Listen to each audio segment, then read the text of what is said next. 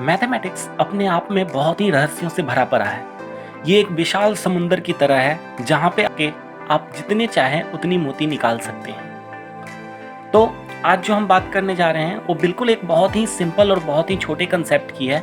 हम सभी जानते हैं कि a plus B whole square जो होता है that is equal to A square plus 2ab plus B square. But कभी आपने सोचा है कि हम इसे प्रूव कैसे कर सकते हैं?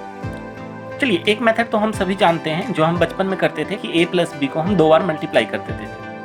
बट सपोज अगर आपको मल्टीप्लाई ना करना हो तो क्या इसे प्रूव करने का और कोई मेथड नहीं होगा? अरे एग्जैक्टली है। हमारे पास एक ही चीज़ के कई सारे मेथड्स होते हैं, कई सारे वेज होते हैं समझने को। तो चलिए आज हम यही चीज़ डिस्कस करेंगे कि बिना मल्टीप्लाई किए हम कैसे प्रूव कर सकें कि a plus B whole square is equal to A square plus 2ab plus B square. चलिए हम इसको प्रूव करने के लिए एक लाइन ले लिए। सपोज इसकी लेंथ है a। अब इसके बगल में मैंने एक दूसरा लाइन ड्रॉ कर लिया जिसकी लेंथ है b।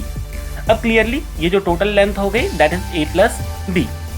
अब हमें फाइंड करना है a plus B whole square. चलिए हम इस लेंथ को लेके एक स्क्वायर फॉर्म कर लेते हैं। तो हमने इस लेंथ को यूज करके एक स्क्वायर बना लिया। अब इस स्क्वायर के सभी लेंथ a प्लस बी है। चलिए अब हमें यही देखना होगा कि इस स्क्वायर की वैल्यू कितनी होगी।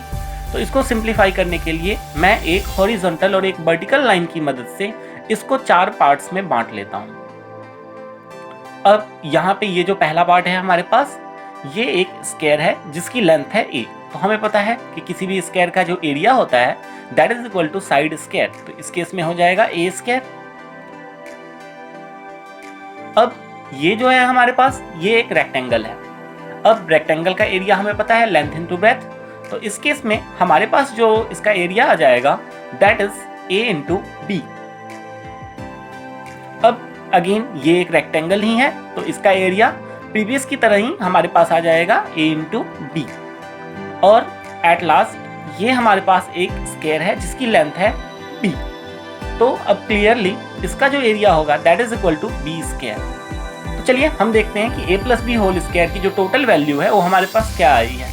तो हम इन सबको ऐड कर देंगे। ये आ जाएगा a square plus A B plus B square.